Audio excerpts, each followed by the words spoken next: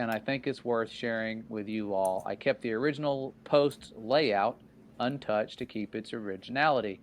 So they've broken it up. You'll see what I'm talking about, or what they're talking about here in just a second. And the story, I will scroll to it, starts right here. And this person reached out on one of those truther Facebook pages. There's lots of them where they were talking about the firmament, and they had a military background, and they said, I've never really believed in Jesus or done the whole church thing, but I think I've seen the stuff you guys are talking about here.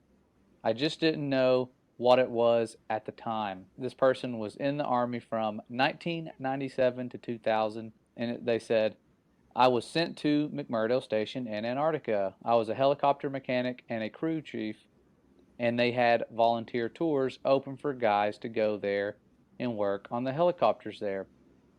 When they asked for volunteers, sorry, there's some typos here. I'll try to read it and say what I believe they were trying to say.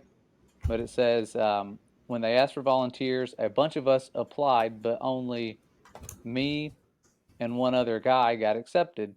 The application process had a bunch of questionnaires that we had to fill out, and we had to sit for a bunch of one on one interviews. It was mostly just a bunch of questions about what our interests and beliefs were. It's weird that they would ask about their beliefs.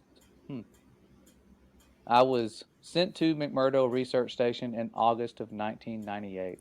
When we weren't busy de icing the aircraft and working on them, we had time to hang out with the scientists at the research station. The military unit attached to McMurdo was small, and we didn't have our own separate facilities. We didn't have a PX or a media center. There was no chapel or chaplain, and we didn't have our own separate mailroom. We just had to share the same facilities with the scientists and researchers. So over time, I got to be friends with a few of them. They had two different kinds of ice they worked on and studied. This is where it gets interesting. One kind of ice was the normal kind that we've all seen. They took cores of it out of boreholes in the ground. Just like normal ice, it was mostly clear and sometimes white, and it would melt into liquid water if it got warm. The whole area of Antarctica is covered in this kind of ice. But that wasn't their main kind of ice. The only time I ever saw them actually studying normal ice was when a film crew from National Geographic came by. The rest of the time, which was most of the time, the scientists were studying something they called sky ice. This stuff was totally different. We were never allowed to go into the laboratory areas of the station because the labs had to be kept super clean, and they said it would mess up their work if they risked letting too many people in the lab. But one time, one of the researchers that I was friends with showed me a piece of sky ice. You couldn't touch the stuff with your bare hands because it was so cold, and it wasn't clear or white like normal ice. It was solid blue, he said. That's why they call it sky ice, because it was the exact same color as the sky. We had to wear thick, heavy going outside gloves to handle it. The stuff was so cold, it would instantly freeze your skin if you touched it. I don't remember what the temperature he said it was, but it was something like hundreds of degrees below zero, way colder than the normal ice that was outside. He had to carry it in a metal bottle that was kind of like a thermos. He let me play with the piece of it for a while.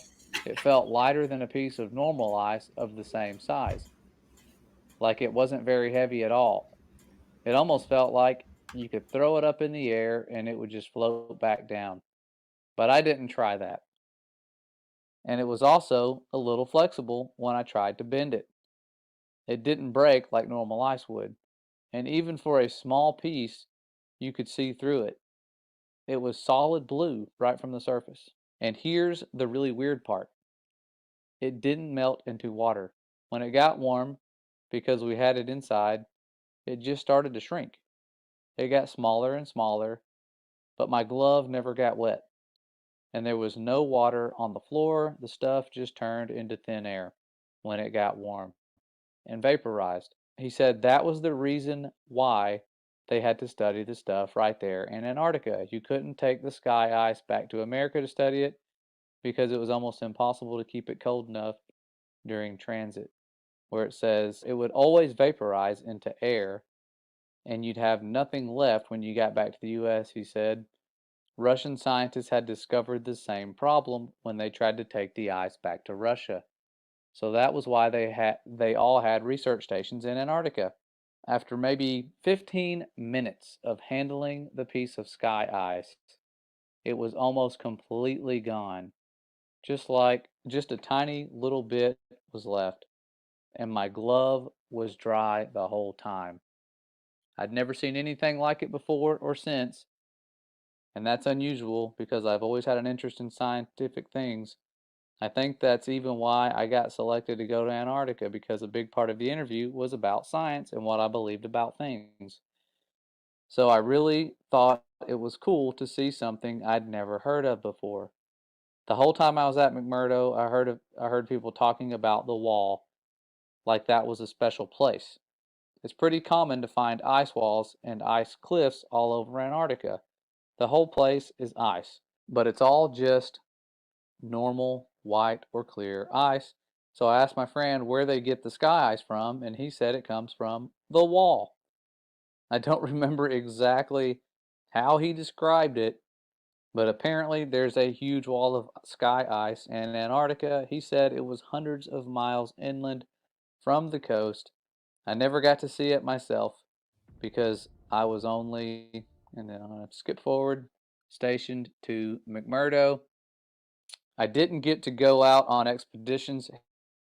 He said it was the biggest natural structure in the world.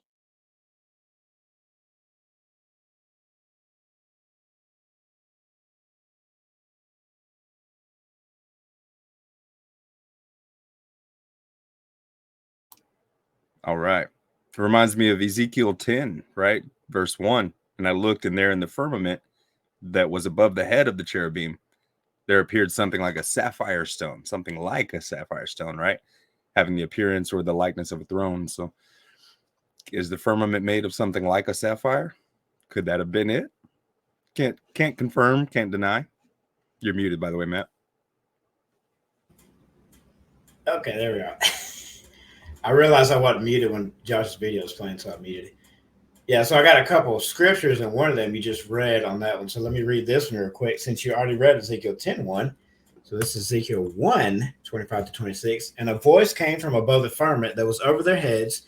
When they stood, they dropped their wings, and above the firmament over their heads was the likeness of a throne, in appearance like a sapphire stone. That's what I got in the backdrop. And on the likeness of the throne was a likeness as appearance of a man high above it. Could be something like solid oxygen that we're not familiar with or something of that nature, right? He said it was dry. It didn't melt into a liquid. Strange stuff. Yeah, so I remember when I watched that video. So the first meetup Josh had, I think it was 2 years ago, and I went to, it was in somewhere in Tennessee. But there was a gentleman there that had been to Antarctica, and he had a laptop with him, and he was showing me and Josh and a few other people some of the footage and pictures he got, and it was very interesting. And he talked about the rigmarole you got to go through to get there. And I forget, I think he worked in IT maybe. I think it was something to do with computers, if I remember correctly. Josh can correct me in the chat, but it was very interesting, and he was sharing some very interesting nuggets. Right on.